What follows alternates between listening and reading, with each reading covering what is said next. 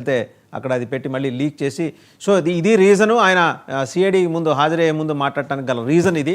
అక్కడే ఒక ఒప్పందం చేసుకుని వచ్చారు. ఆ రోజే డిసైడ్ అయిపోయింది ఆయన రాజ్యసభ సీటు వాళ్ళకి అమ్మేయబోతున్నారని. నిజమేనా ఇది? ఒకటి వాసుదేవన్ గారు, ఇప్పుడు మేము రిలీజ్ చేయలేదు అది. వాస్తవంగా ది వైర్ అనేటటువంటి వెబ్సైట్ లో వీళ్ళు విజయసాయి రెడ్డి గారు ఇదిగో పలానా టైంలో కలిశారనేది వచ్చింది. వచ్చిన తర్వాత దానికి సంబంధించి మేము కూడా మా అఫీషియల్ పేజ్ లో కానీ అన్నింటిలో మేము దాన్ని రిలీజ్ చేసాం. ఎందుకంటే ఆ పత్రికలో వచ్చింది, ఆధారాలు చూస్తే క్లియర్ గా ఉన్నాయి, క్లారిటీగానే ఉన్నాయి. అది జగన్మోహన్ రెడ్డి గారికి ఇంటికి సమీపంలోనే, అదే తాడేపల్లిలో జగన్మోహన్ రెడ్డి గారు ఉండేటటువంటి ఇంటికి సమీపంలో ఎవరైతే ఆశేషగిరిరావు గారు ఉన్నారో, కృష్ణ గారి బ్రదర్ ఆశేషగిరిరావు గారు ప్రజెంట్ తెలుగుదేశం పార్టీలో ఉన్నారు. ఆ తెలుగుదేశం పార్టీలో ఉన్నటువంటి ఆశేషగిరిరావు గారి ఇంట్లో ఏదైతే విజయసాయి రెడ్డి గారు అండ్ టీడీ జనార్దన్ రెడ్డి గారు రహస్య సమావేశం జరిగింది. అది కూడా సిఐడి విచారణకి హాజరయ్యే ఒక రోజు ముందు జరిగింది అనేది క్లియర్ గా అక్కడ విజువల్స్ లో మీకు కనపడుతుంది. దాంట్లో విజయసాయి రెడ్డి గారు, మన జగన్మోహన్ రెడ్డి గారు క్లియర్ గా చెప్పారు, విజయసాయి రెడ్డి అనే అతను అమ్ముడు పోయాడు తెలుగుదేశానికి, ఈ విధంగా వ్యవహరిస్తా ఉన్నాడు, అసలు దీన్ని విజయసాయి రెడ్డిని అడ్డం పెట్టుకుని ఈ విధంగా చేస్తున్నారని. ఇది చూసిన తర్వాత అది నిజమే అనిపిస్తుంది కదా. టీడీ జనార్దన్ రెడ్డి అంటే ఎవరు? తెలుగుదేశం పార్టీ హోల్సేల్ గా వాళ్ళ ఆఫీస్ మొత్తాన్ని పర్యవేక్షించేటటువంటి వ్యక్తి, తెలుగుదేశం పార్టీలో ఆ నెంబర్ 2 గా తెర ముందు కనపడ్డ కానీ తెర వెనక మొత్తం అన్ని కార్యకలాపాలు చుట్టేటటువంటి వ్యక్తి. చంద్రబాబు నాయుడు గారికి రోజుకి 7 సార్లు ఫోన్లో మాట్లాడేటటువంటి వ్యక్తి. మరి అలాంటి వ్యక్తిని ఏదైతే విజయసాయి రెడ్డి అనేటటువంటి వ్యక్తి కలవటం అనేది, మరి ఇది రాజకీయ వ్యవసాయం చేయడానికి కలిసాడా, మరి లేదంటే వ్యవసాయం భూములు కొంటాను ప్రకాశం జిల్లాలో కానీ ఎక్కడన్నా, లేదంటే ఏమన్నా పెళ్లి సంబంధాలు చుట్టానికి దేనికన్నా కలిసాడా మీరు చెప్పండి. అది కూడా సిఐడి విచారణకు హాజరయ్యే ఒక రోజు ముందు. మరి దీని మీద ఖచ్చితంగా అనుమానాలు ఏముంది, క్లియర్ గా అర్థమవుతుంది కదా. విజయసాయి రెడ్డి గారు ఈ కేసులో మొన్నటిదాకా A3 అన్నారు, ఇప్పుడు A5 అంటున్నారు. A5 అని వాళ్ళు నేను పేపర్ లో చూశాను. మరి A5 గా ఉన్న విజయసాయి రెడ్డి అరెస్ట్ చేయాల, ఆయన బెయిల్ కూడా అప్లై చేయాల. మరి A33 గోవిందప్ప బాలాజీ గారు అరెస్ట్ అయ్యారు. మరి అసలు ఈయన విచారణ కూడా మళ్ళీ పిలవట్లా. మరి వీళ్ళంటోనే సమావేశం జరిగితే ఈయనే కదా పెద్ద దొంగ, ఈయనే కదా దానికి మరి కర్త కర్మక్రియ విజయసాయి రెడ్డి అని ఎందుకు రాయట్లేదు ఇప్పుడు? మరి ఆ పత్రికలో ఒక రోజు కర్త కర్మక్రియ రాజకేశ్వర రెడ్డి అని, ఒక రోజు కర్త కర్మక్రియ ధనంజయ రెడ్డి గారని, ఒక రోజు అంతా ఓఎస్డి కృష్ణమోహన్ రెడ్డి చేశాడని, అంతా గోవిందప్ప బాలాజీ అని చెప్పి ఈ విధంగా అంతా సజ్జల శ్రీధర్ అనే ఒక రోజు రాసేవాళ్ళు. మరి ఇక్కడ విజయసాయి రెడ్డి ఎందుకు మాయమయ్యాడు? విజయసాయి రెడ్డికి సంబంధించి ఏదైతే సిఐడి కేసు నమోదు చేసిందో కేవీ రావు పోర్టుకు సంబంధించి, కేవీ రావు ఏదైతే కేసు పెట్టినటువంటి దాంట్లో పోర్టుకి, మరి విజయసాయి రెడ్డి ఆ కేసుకు సంబంధించి ఏమైంది? అది ఎక్కడ ఎందుకు మరి తెర మరుగైంది? అది తెర ముందుకు లేకుండా తెర మరుగెందుకు అయింది? మరి వీటన్నిటికీ సమాధానాలు చెప్పాలి కదా. మరి నేను వ్యవసాయం చేసుకుంటా అన్న విజయసాయి రెడ్డి రాజకీయాలు ఎందుకు చేస్తున్నాడు, రాజకీయ నాయకులు ఎందుకు గెలుస్తున్నాడు? సో దీని అన్నిటికీ మరి విజయసాయి రెడ్డి ఉన్నాడు అనేది, ఒక విజయసాయి రెడ్డి కుట్రలో పావుగా మారాడు. అది భయపెట్టా, మరి డబ్బులకా, లేదంటే ఇంకేదన్నా మీరు వేధించడం వల్ల కదా, మీరు వేధించడం వల్ల కదా ఆయన అటు వెళ్ళింది. మీరు వేధించారు కదా, ఆయన అదే కదా చెప్పుకుంటా వచ్చింది. ఆ విజువల్ కూడా మీరు చూడొచ్చు, వేస్తున్నాము. ఆయన వెళ్ళాడు అక్కడ తాడేపల్లిలో విల్లా, అక్కడ 45 minutes ఈ stayed over there and he met ఆయన ఎవరిని టీడీ జనార్దన్ గారిని కలిశారు. ఆ తర్వాత ఆయన బయటకు వచ్చి లిక్కర్ కేసుకు రేపు హాజరవుతారని ఇవాళ కలిశాడు, మాట్లాడాడు. మీ వేధింపులు ఉన్నాయనే కదా ఆయన మాట పదే నాకు అక్కర్లేదు కృష్ణారామ అనుకుంటూ వ్యవసాయం చేసుకుంటా అన్నాడు.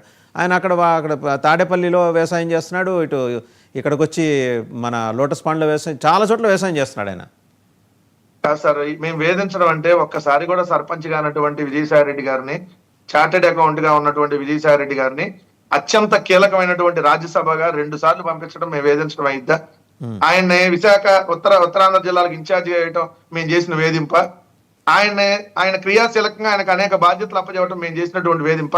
పార్లమెంటరీ కమిటీకి ఆయన్ని మేము పెట్టి ఢిల్లీ వ్యవహారాలను ఆయన చక్కబెట్టమని చెప్పడం అనేది మేము చేసిన వేధింప? వేధింపు అంటే ఏంటి సార్? వేధింపు అంటే మేము విజయసాయి రెడ్డి గారి ఆస్తులు లాక్కోను, లేదంటే విజయసాయి రెడ్డి గారిని మేము ఆయన ఏమైనా ఇబ్బంది పెడతాను మీరు అన్నట్టు వేధించారు అనుకోవచ్చు. ఎక్కడ లేనటువంటి ఇంపార్టెన్స్ ఆయనకి ఇస్తే ఎవరిస్తారు? ఏ విధంగా వస్తారు సార్? ఏదన్నా పార్టీలో నిజంగా విజయసాయి రెడ్డి గారు జాయిన్ అయితే ఈ రోజు కనీసం ఆయనకు పార్టీ పదవి కూడా ఇచ్చేటటువంటి పరిస్థితి ఉండదు. కానీ మేము అంత ప్రయారిటీ ఇస్తే మేము వేధించామని చెప్పి ఎవరో మాట్లాడటం అనేది ఇది కరెక్ట్ కాదు. ఒకటైతే క్లియర్ గా విజయసాయి రెడ్డి అనేటటువంటి వ్యక్తి దాదాపుగా 2 సంవత్సరాల నుంచే కొంత అనుమానాస్పద రీతిలో అతని ప్రవర్తన ఉంది. కానీ ఎక్కడ బయటపడలా, కొన్ని అంశాల్లో బయటపడ్డా కూడా అది లేదు నేను నార్మల్ గా కలిశాను అని చెప్పుకునే రీతిగా ఉన్నాడు. ఎందుకంటే చంద్రబాబు నాయుడు గారిని దగ్గరుండి కారెక్కించడం కానీ, తర్వాత చంద్రబాబు నాయుడు గారిని అంతకుముందు పరుషపద్యాలంతో మాట్లాడి కూడా దాని తర్వాత చంద్రబాబు నాయుడు గారు అంత గొప్ప వ్యక్తి లేడు అన్నట్టుగా బర్త్డేలకి ట్వీట్లు పెట్టడం కానీ, అప్పటి నుంచి కొంత అనుమానాస్పదంగా ఉంది. కానీ దాని తర్వాత పూర్తిగా ఓపెన్ అయిపోయాడు, ఈ రోజు దొరికిపోయాడు. దొరికిపోయిన తర్వాత వైఎస్ఆర్ కాంగ్రెస్ పార్టీలోంచి వెళ్ళిపోయినాక ఆయనతో మాకు సంబంధం లేదు.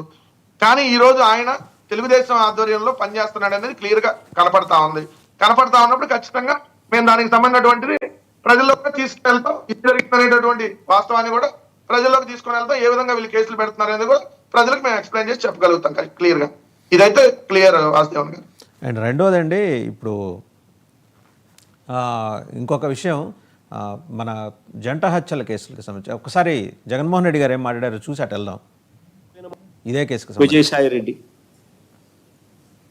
చంద్రబాబుకు లొంగిపోయిన మరో వ్యక్తి. రాజ్యసభ సభ్యుడిగా 3.5 సంవత్సరం తనకు టర్మ్ ఉండగా చంద్రబాబు నాయుడు గారు కూటమికి మేలు చేసేందుకు ఆయన రాజ్యసభ సభ్యత్వానికి ఆయన రాజీనామా చేశాడు. వైఎస్ఆర్సీపీకి ఎమ్మెల్యేల బలం లేదు, మళ్ళీ రాజ్యసభకు వైఎస్ఆర్సీపీ పంపించే అవకాశం ఉండదు అని తెలిసి తన రాజీనామా వల్ల చంద్రబాబు నాయుడు గారి కూటమికి మేలు జరుగుతుందని తెలిసి తన 3.5 సంవత్సరం టర్ము ఆ కూటమికి తాను ప్రలోభాలకు లోనై అమ్మేసి.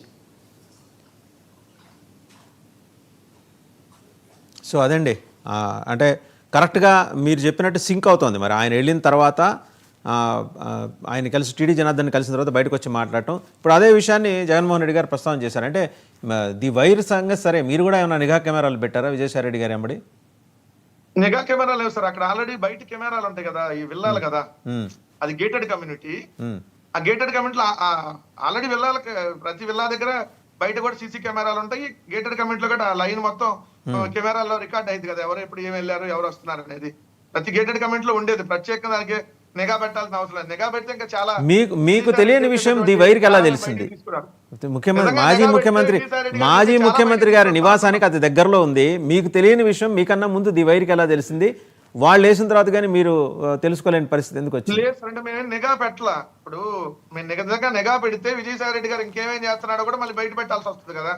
నిఘా పెట్టలేదు, మేము వదిలేసాం. పోనీలే వెళ్ళిపోయినా మాకు అనవసరం అని వదిలేసాం. కానీ అతను వదలకుండా ఏదో చేయాలని ప్రయత్నం చేస్తే మీరు అన్నట్టుగా నిఘా పెట్టాల్సి వస్తుందేమో భవిష్యత్తులో. అప్పుడు ఇంకేం చేస్తున్నారనే మరిన్ని వీడియోలు కూడా రావచ్చేమో, చూద్దాం.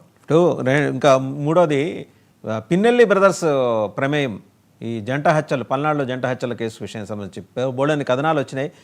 పిన్నెల్లి గారు ఇంకా ఆయన did not give up his earlier attitude అండి. ఆయన తన ధోరణి అంటే ఫ్యాక్షన్ ధోరణి ఇంకా విడనాడలేదు ఆయన ఇంకా.